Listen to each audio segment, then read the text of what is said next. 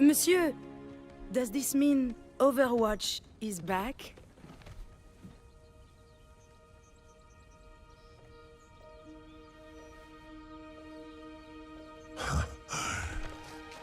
No. Overwatch 2 is coming up on a year since its release, and I've played the game for an entire year. I also played Overwatch 1 for about a year and a half before 2 even came out, and I didn't even know that 2 was releasing or had been announced until near September when the newsletter came into the Blizzard launcher. I think from the biggest point of view for me as a primarily tank player in Overwatch 1 was the format change and how it really changed how the game was played, especially for tank, and I do not think that 5v5 was the proper shift that the game really needed to take to become a more approachable game for casual players. In fact, I think now with 5v5, the game is even less casual friendly as you are required, especially in the tank role, to play almost every single tank or just play the meta tanks, which 9 times out of 10 are very boring and just not fun to play. In 5v5, playing the tank is very horrible. You are the sole reason for the front line, or so you think based off how Overwatch 1 played, and for an average player like myself who places in gold 5 for tank and for DPS and support I place around middle of the pack for platinum, it's very hard to get value on tank when you're not playing tanks right now in season 6 such as Zarya or Orisa. And while I was a very happy Zarya player in Overwatch 1, now I am not very happy with how Zarya is played, as you mostly use your 2 bubbles on yourself, with the occasional time if you have a dive character in your team comp using it on them, but most of the time they're on the flank. When you're the sole tank, all the responsibility goes onto you. The big problem to that is when you're in the front lines, you don't see what your DPS and support are doing since they are behind you. The instant that you get counterpicked in this game as tank, you need to switch as well. You can't just play Ramatra or play Sigma. If they pull out a Zarya or an Orisa, you're basically screwed, and you are then made to play a tank that you might not even know how to play properly, which goes into the point that learning new tanks in this game, such as Doomfist or Junker Queen, are extremely difficult with the counter rock paper scissors switching aspect of the new 5v5 format. I recently tried to learn Doomfist as I played him as a DPS in Overwatch 1 for a little bit towards the end of the game's life cycle, but when he became a tank, he looked like a very cool tank to play. You have a lot more movement text, and it's kind of like a ball tank where more of your mechanical skill is on display, and you feel like when you get a kill as Wrecking Ball or Doomfist, you really had to put in the work to get that kill, besides the fact of like an Orisa kill where you just spear them and headshot them 2 or 3 times and they're dead instantly. Another problem that arises in 5v5 that really wasn't that prevalent in the average level player was the astonishing amount and annoyance of one-shots.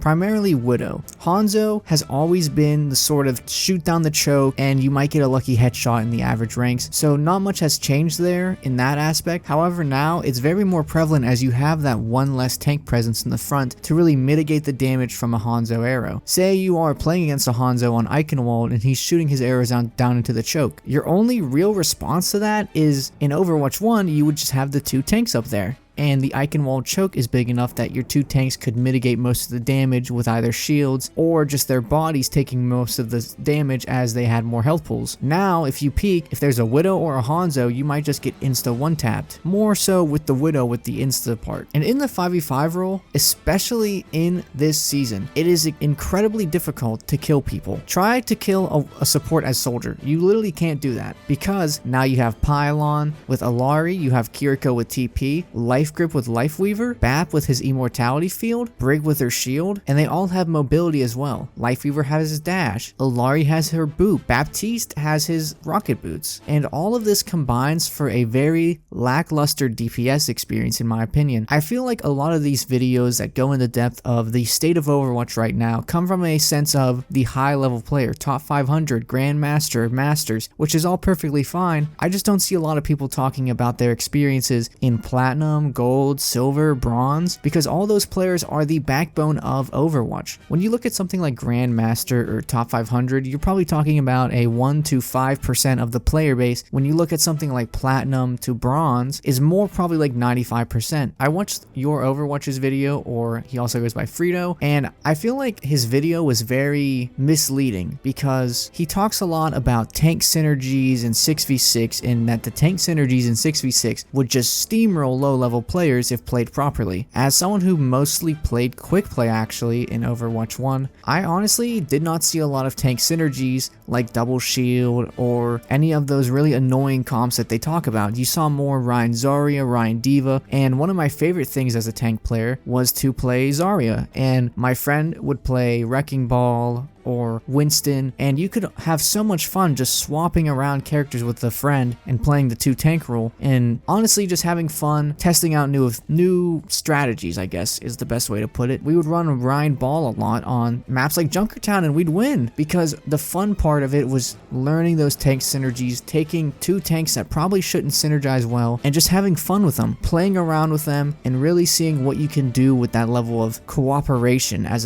a duo. Nowadays, it's you either play Orisa, who is extremely boring as fuck to play, you play Zarya, who is fun in a sense, but what is your role as Zarya on tank? It's just to hold W key. When I played tank in Overwatch 1, I felt like there was a lot more thought behind each move. It wasn't so dumbed down and simplified. And while it is nice to have a more simplified system, as Overwatch is sort of a game where it's very hard to get into, but once you get into it and start learning characters that you like, it's really easy to just kind of snowball into learning other techs and positioning as well. I played mostly Sigma, and I have Sigma as my highest played hero still on Overwatch 2, even though the game has been out for almost a year and I've primarily played support and DPS, and that should just go to show you how much I loved playing Overwatch 1 tank. Another thing that Frito likes to talk about in his video is the stomping, which is extremely apparent in the low level ranks. In the average level ranks, there will be games where you can drop your team a combined 15 to maybe 10 eliminations, while the other team, each player has about 34 to 35 elims, which is ridiculous. You just get steamrolled, especially in push. If push and you lose your momentum in push and they just keep rolling you, even if you make entry picks, supports and DPS and tanks can just be healed up instantly and the fights just last forever. Team fights in Overwatch 2, by the way, when we did play double shield in Overwatch 1, last almost as much time as double shield fights. The whole sustainability argument that double shield had and 6v6 had, where you took so much time to kill the tanks, is out the window now, as some team fights take 2 to 3 minutes in my games because you just have Immortality, Suzu, Pylon, and in the low level ranks, people aren't shooting the Pylon. I know I'm only a Platinum, but I learned pretty quickly if they have an Alari, the first thing you want to look for in a fight is the Pylon. But not everyone thinks like that, and you shouldn't have to think like that, because to me, the Pylon shouldn't be the core aspect of why the team is staying alive. It should be positioning. Take Lifeweaver's Life Grip, for example. Imagine an Orisa who overextends into your backline and you're about to kill her. She's critical, 100 health, and because of her bad poor positioning, you're about to get a really good opening pick that could really swing the fight in the match in your direction. However, now there's a character like Lifeweaver who can just simply peek the corner that she's overextending around, life grip her back, and now she can instantly get healed back up, and your opening for the fight is now completely gone. I don't think that's how the game should be played at all. I think that ruins the game experience. I think that ruins you being a better player and being a more skillful player with your positioning, and almost luring an Orisa in to maybe like overextend into your support backline. So it really makes the role like very monotonous, especially tank. DPS nowadays, they just feel useless. I watched the Group Up podcast, the 6v6 versus 5v5 debate, and one of the things that Jake Overwatch kept bringing up was the flanking ability, which is something Frito as well brought up in his video, which was you can flank now. There's so many more flank routes because there's on a second off tank. You can flank, yes, there's flank routes, I will agree with that. However, when you do flank as, say, like a soldier, it's exactly what happens like I said before. You get the jump on an Alari, a Kiriko, they can just TP. Alari can boop you away and then throw her Pylon down and get instantly healed back up to her full HP, while you have a deployable that you have to throw down. It slowly heals you up, and by the time all that happens, you're probably dead. I think a big problem for this as well is the fact that the support characters, especially the new ones, they're very play for you-esque. You have Alari's Pylon, which basically heals people at random, and you can just hide behind any door to just heal your teammates. You have Mercy, who isn't really new, but is a character that is very annoying for a lot of players. that I have seen in my platinum and gold ranked lobbies. You have Kiriko, who you just throw the Ofudas at the tank or DPS or whoever you're trying to heal, and they follow her as long as your crosshair is somewhat near them. You have her get out of jail free card with TP and Suzu. You also have Lifeweaver, who was bad at the beginning when he came into the game. However, nowadays with his mobility, his tree of life, and his healing, which basically just goes for you and you don't have to aim, they make the game simplified. But by simplifying the game, you also lose the competitive aspect of the game, in my sense. When everything is simple and dumbed down for new players and casual players, it then makes the skill gap very much more shallow, which shouldn't be the case. Overwatch to me is a very team-based and intelligent-based game, where it's not something like Call of Duty where, say in team deathmatch, you're just running around the map trying to find people to shoot and kill, just having arcadey, endless fun. Overwatch, you have multiple layers to each character of when I should use this cooldown, when I should,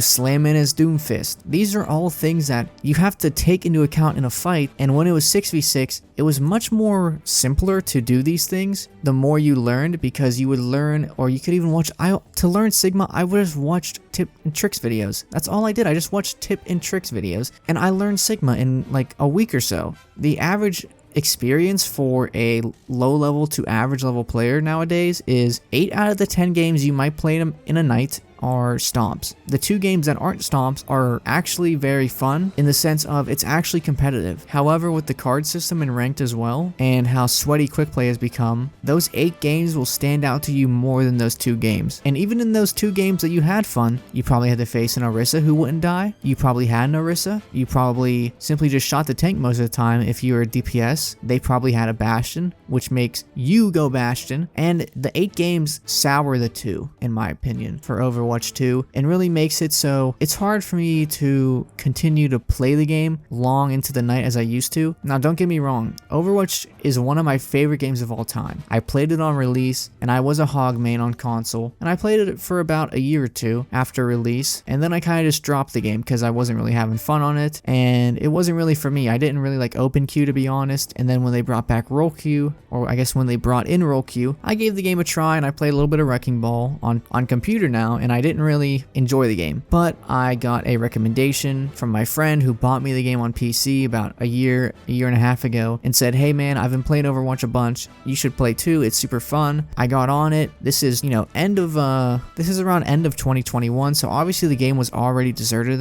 at that point, and I enjoyed the hell out of the game. The game was so much fun playing tank, and the first role I went to was tank because I thought I really liked Sigma. I thought Sigma was really cool, and I know like a lot of people don't really like Sigma, but to me, Sigma was just a character that really like drew me in with his primary fire being sort of a skill shot, and I liked the whole aspect of being able to bounce it off walls and stuff. Nowadays, the tank role is not really appealing, and you tell that by the Q numbers, which 5v5 people love to say that the Q numbers show that obviously in 6v6, tank wasn't that popular because the Q times are so low. So why are the Q times so low now when we only have one tank? It's because no one wants to play one tank, because one tank is boring, it's annoying, and it's so oppressive to play against, where average players, they might know how to play Ryan, D.Va, and Zarya. That's it. They know those 3 characters, which is fine. I don't think in this game it should be a requirement to know every single character and know how to play every single hero in one role, whether that tank, DPS, support, because if you don't find them enjoyable, then you shouldn't be forced to play them or forced to learn them, in my opinion, because someone else might find that enjoyable. And I feel like the second tank really brought that other aspect to tank, where even if you were playing as a D.Va and the enemy team switched to a Zarya, you could still get value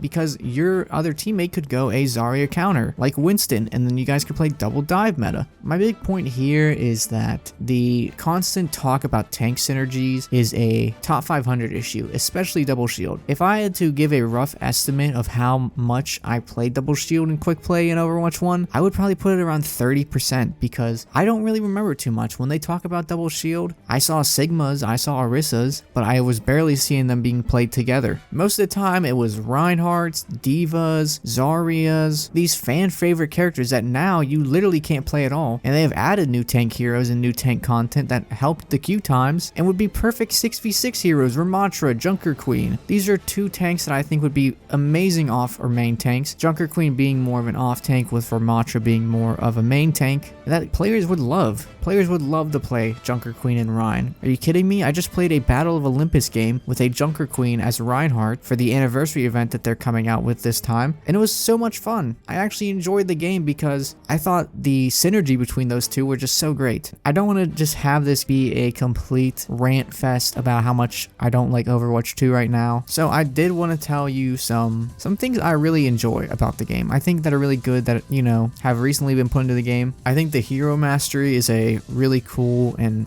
I wouldn't say unique, but a nice twist to put into the game for new players to kind of like learn a hero and their abilities very easily, and then also as well get some battle pass credits. And, you know, instead of just going to a quicker competitive matchmaking game, you instead go to hero mastery when they release it for all the heroes, and you just learn the heroes that you want to learn and get used to their cooldowns and such. The new heroes are obviously great. I think they're all designed greatly in a graphically and aesthetically pleasing manner. I think they all look great, and I think the outfits have been really good. I do think they're really pushing Kiriko though, which is something I've seen other players talk about a lot. And the new progression system is a nice addition. Now they added On Fire back, and I think that they will eventually add things like hopefully levels back and such, but I think the progression system is pretty good. It's a nice thing to like keep a level and keep grinding, get rewards from it. I do wish that they had the same nameplate back, but in due time I do think that that will be added because we've been seeing a lot of things from Overwatch 1 be added, which is why I will not stop the 6v6 talk, because I believe that 6v6 is much better for the game. It's a much better experience for new players as well as returning players, and until they either fix 5v5 to a really nice playable state where tanks aren't just overpowered and it's a continual counter swap rock paper scissors fest, or just switch the game to 6v6, I will never stop talking about it or hear Samito talk about it. So yeah, I think that this game is going down a bad path. I think the best thing they can do is change the format back to 6v6. If you guys agree or disagree, tell me what you think about this argument of 5v5 versus 6v6, what you guys prefer. You know, if you guys ever played Overwatch 1, or if you haven't played Overwatch 1, and hope that you can try 6v6 one time with these new heroes. Hopefully maybe someone will bring out like an arcade mode or something for 6v6. But yeah, I hope you guys enjoyed the video. Like, comment, and subscribe. I know this isn't something that I usually put out. My other videos are anime, or I have one Modern Warfare video up. But to be honest, the way I want to take this channel is I kind of just want to talk about stuff that's on my mind, talk about stuff I'm passionate about. I don't want to be restricted to just one genre. But yeah, I hope you guys like, comment, and subscribe. And I'm Praise Josh Jean. Peace out.